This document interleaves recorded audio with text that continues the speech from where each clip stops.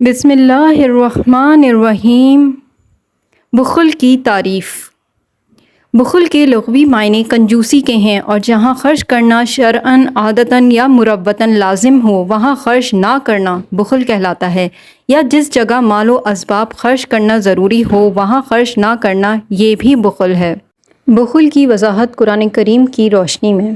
اللہ عز و جل قرآن پاک میں ارشاد فرماتے ہیں، سورہ آل عمران کا ترجمہ، اور جو بخل کرتے ہیں اس چیز میں جو اللہ نے انہیں اپنے فضل سے دی، ہرگز اسے اپنے لیے اچھا نہ سمجھیں بلکہ وہ ان کے لیے برا ہے۔ عنقریب وہ جس میں بخل کیا تھا قیامت کے دن ان کے گلے کا طوق ہوگا، اور اللہ ہی وارث ہے آسمانوں اور زمین کا، اور اللہ تمہارے کاموں سے خبردار ہے۔ بخل کی وضاحت احادیث کی روشنی میں۔ صدر الفاضل حضرت علامہ مولانا سید محمد نعیم الدین مرادآبادی علیہ رحمۃ اللہ ہادی خزائن العرفان میں اس آیت مبارکہ کے تحت فرماتے ہیں، بخل کے معنی اکثر علماء اس طرف لے گئے ہیں کہ واجب کا ادا نہ کرنا بخل ہے، اسی لیے بخل پر شدید وعیدیں آئی ہیں۔ چنانچہ پہلے بیان کی گئی آیت میں بھی ایک وعید آ رہی ہے۔ ترمذی کی حدیث میں ہے، بخل اور بدخلقی یہ دو خصلتیں ایماندار میں جمع نہیں ہوتیں۔ اکثر مفسرین نے فرمایا کہ یہاں بخل سے زکوٰۃ کا نہ دینا مراد ہے۔ مزید فرماتے ہیں، بخاری شریف کی حدیث میں ہے کہ جس کو اللہ نے مال دیا اور اس نے زکوٰۃ ادا نہ کی، روز قیامت وہ مال سانپ بن کر اس کو طوق کی طرح لپٹے گا اور یہ کہہ کر ڈستا جائے گا کہ میں تیرا مال ہوں، میں تیرا خزانہ ہوں۔ حضرت سیدنا عبداللہ بن عمر رضی اللہ تعالیٰ عنہ سے روایت ہے کہ سرکار مدینہ صلی اللہ علیہ وآلہ وسلم نے ارشاد فرمایا، لالچ سے بچتے رہو کیونکہ تم سے پہلی قومیں لالچ کی وجہ سے ہلاک ہوئیں۔ لالچ نے انہیں بخل پر آمادہ کیا تو وہ بخل کرنے لگے، اور جب قطع رحمی کا خیال دلایا تو انہوں نے قطع رحمی کی، اور جب گناہ کا حکم دیا تو وہ گناہ میں پڑ گئے۔ بخل کے بارے میں تنبیہ۔ بخل ایک نہایت ہی قبیح اور مذموم فعل ہے، نیز بخل بسا اوقات دیگر کئی گناہوں کا بھی سبب بن جاتا ہے، اس لیے ہر مسلمان کو اس سے بچنا لازم ہے۔ بخل کے 5 اسباب اور ان کا علاج۔ بخل کا پہلا سبب تنگ دستی کا خوف ہے۔ اس کا علاج یہ ہے کہ بندہ اس بات کو ہمیشہ ذہن میں رکھے کہ راہ خدا میں مال خرچ کرنے سے کمی نہیں آتی بلکہ اضافہ ہوتا ہے۔ بخل کا دوسرا سبب مال سے محبت ہے۔ اس کا علاج یہ ہے کہ بندہ قبر کی تنہائی کو یاد کرے کہ میرا یہ مال قبر میں میرے کسی کام نہ آئے گا، بلکہ میرے مرنے کے بعد ورثہ اسے بے دردی سے تصرف میں لائیں گے۔ نمبر 3، بخل کا تیسرا سبب نفسانی خواہشات کا غلبہ ہے۔ اس کا علاج یہ ہے کہ بندہ خواہشات نفسانی کے نقصانات اور اس کے اخروی انجام کا بار بار مطالعہ کرے۔ نمبر 4، بخل کا چوتھا سبب بچوں کے روشن مستقبل کی خواہش ہے۔ اس کا علاج یہ ہے کہ اللہ عز و جل پر بھروسہ رکھنے میں اپنے اعتقاد و یقین کو مزید پختہ کرے کہ جس رب عز و جل نے میرا مستقبل بہتر بنایا ہے، وہی رب عز و جل میرے بچوں کے مستقبل کو بھی بہتر بنانے پر قادر ہے۔ نمبر 5، بخل کا 5واں سبب آخرت کے معاملے میں غفلت ہے۔ اس کا علاج یہ ہے کہ بندہ اس بات پر غور کرے کہ مرنے کے بعد جو مال و دولت میں نے راہ خدا میں خرچ کی وہ مجھے نفع دے سکتی ہے، لہٰذا اس فانی مال سے نفع اٹھانے کے لیے اسے نیکی کے کاموں میں خرچ کرنا ہی عقل مندی ہے۔ اسراف کی تعریف۔ جس جگہ شرعاً، عادتاً یا مروتاً خرچ کرنا منع ہو وہاں خرچ کرنا، مثلاً فسق و فجور و گناہ والی جگہوں پر خرچ کرنا، اجنبی لوگوں پر اس طرح خرچ کرنا کہ اپنے اہل و عیال کو بے یار و مددگار چھوڑ دینا، اسراف کہلاتا ہے۔ اسراف کی وضاحت۔ اللہ عز و جل قرآن پاک میں ارشاد فرماتے ہیں، سورہ الانعام کی آیت کا ترجمہ، بے جا نہ خرچو، بے شک بے جا خرچنے والے اسے پسند نہیں۔ صدر الفاضل حضرت علامہ مولانا مفتی محمد نعیم الدین مراد آبادی علیہ رحمۃ اللہ قوی خزائن العرفان میں اس آیت مبارکہ کے تحت فرماتے ہیں، حضرت امام اہل سنت رحمۃ اللہ تعالی علیہ نے اسراف کا ترجمہ بیجا خرچ کرنا فرمایا۔ نہایت ہی نفیس ترجمہ ہے۔ اگر کل مال خرچ کر ڈالا اور اپنے عیال کو کچھ نہ دیا اور خود فقیر بن بیٹھا تو صدیق کا قول ہے کہ یہ خرچ بیجا ہے، اور اگر صدقہ دینے ہی سے ہاتھ روک لیا تو یہ بھی بیجا اور داخل اسراف ہے۔ جیسا کہ سعید بن مسیب رضی اللہ تعالیٰ عنہ نے فرمایا، سفیان کا قول ہے کہ اللہ کی اطاعت کے سوا اور کام میں جو مال خرچ کیا جاوے وہ قلیل بھی ہو تو اسراف ہے۔ زہری کا قول ہے کہ اس کے معنی یہ ہیں کہ معصیت میں خرچ نہ کرو۔ مجاہد نے کہا کہ حق اللہ میں کوتاہی کرنا اسراف ہے، اور اگر ابو قبیس پہاڑ سونا ہو اور اس تمام کو راہ خدا میں خرچ کر دو تو اسراف نہ ہو، اور 1 درہم معصیت میں خرچ کرو تو اسراف۔ ایک اور مقام پر اللہ عز و جل قرآن پاک میں ارشاد فرماتے ہیں، سورہ الاعراف کی آیت کا ترجمہ، کھاؤ اور پیو اور حد سے نہ بڑھو، بے شک حد سے بڑھنے والے اسے پسند نہیں۔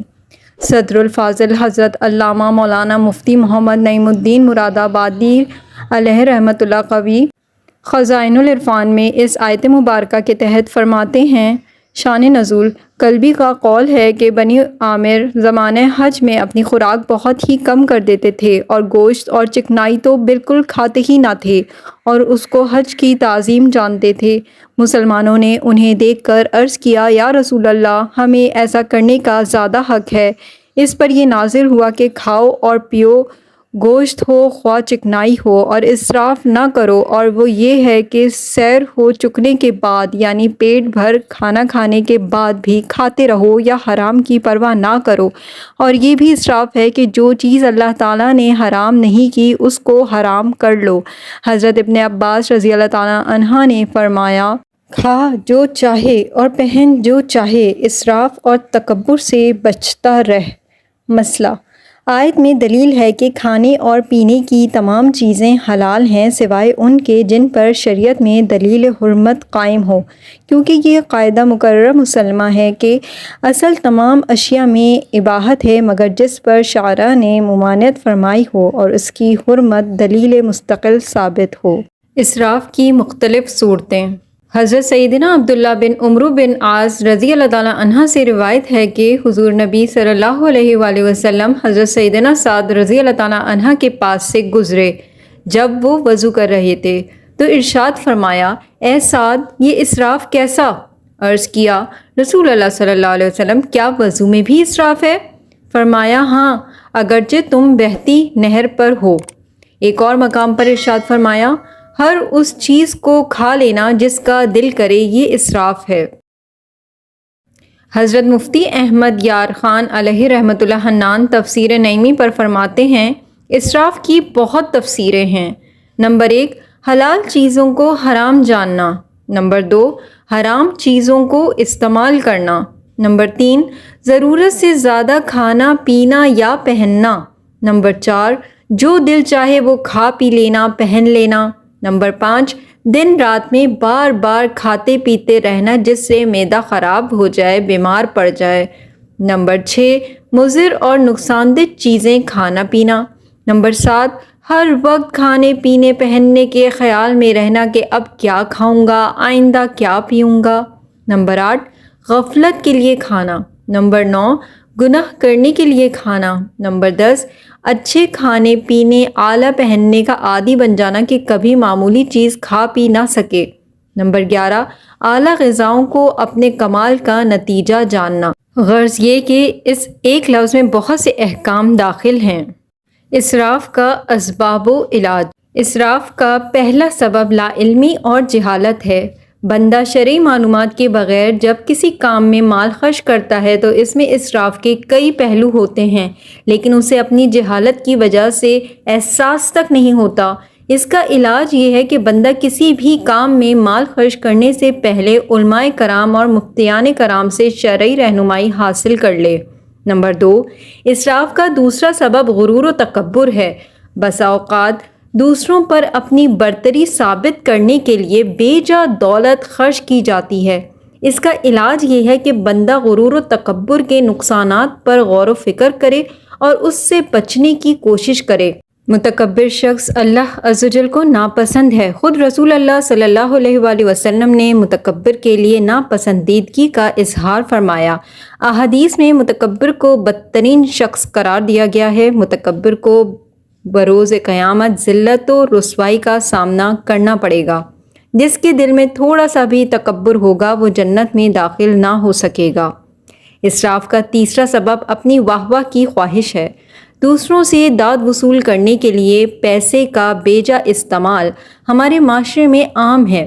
اس کا علاج یہ ہے کہ بندہ لوگوں سے تعریفی کلمات سننے کی خواہش کو اپنی ذات سے ختم کرے اور یہ ذہن بنائے کہ لوگوں میں معزز ہونا کوئی معنی نہیں رکھتا، بلکہ سب سے زیادہ عزت والا وہی ہے جو سب سے زیادہ متقی و پرہیزگار ہے۔ اسراف کا چوتھا سبب شہرت کی خواہش ہے۔ بے حیائی پر مشتمل فنکشن اور اس طرح کی دیگر خرافات میں خرچ کی جانے والی رقم کا اصل سبب شہرت کی طلب ہی ہے۔ اس کا علاج یہ ہے کہ بندہ اللہ عز و جل کی عطا کردہ دولت کو نیکی کے کاموں میں خرچ کرنے کی عادت بنائے اور اخلاص اپنانے کی کوشش کرتا رہے۔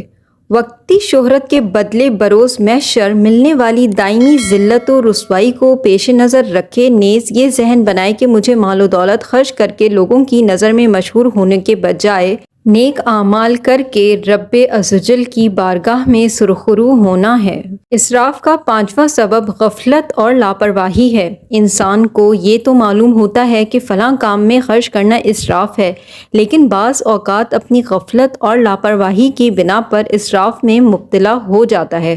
وضو کا پانی استعمال کرنے میں نل کھلا چھوڑ دینا، گھر، آفس وغیرہ میں بجلی پر چلنے والی اشیاء کو سستی کی وجہ سے کھلا چھوڑ دینا بھی اسی سبب کا نتیجہ ہے۔ اس کا علاج یہ ہے کہ بندہ اپنے اندر احساس پیدا کرے، دنیا میں غفلت و لاپرواہی کی بنا پر ہونے والے گناہوں پر آخرت کے مواخذے کو پیش نظر رکھے اور اپنی اس غفلت و لاپرواہی کو دور کرے، نیز اپنے دل میں رب عز و جل کی عطا کردہ نعمتوں پر شکر کا احساس پیدا کرے۔ اپنا یہ ذہن بنائے کہ آج اگر میں نے نعمتوں کی ناشکری کی تو ہو سکتا ہے مجھ سے یہ نعمتیں چھین لی جائیں، لہٰذا میں ان نعمتوں پر اسراف سے بچتے ہوئے شکر کروں گا تاکہ ان میں مزید اضافہ ہو۔ امید ہے میری اس ویڈیو سے آپ کو بخل اور اسراف میں فرق واضح ہو گیا ہوگا۔ اگر ویڈیو اچھی لگی ہے تو اسے لائک کر دیجیے گا اور دوسروں کے ساتھ شیئر کر دیجیے گا، اور چینل اگر ابھی تک سبسکرائب نہیں کیا ہے تو سبسکرائب پلیز۔ جزاک اللہ۔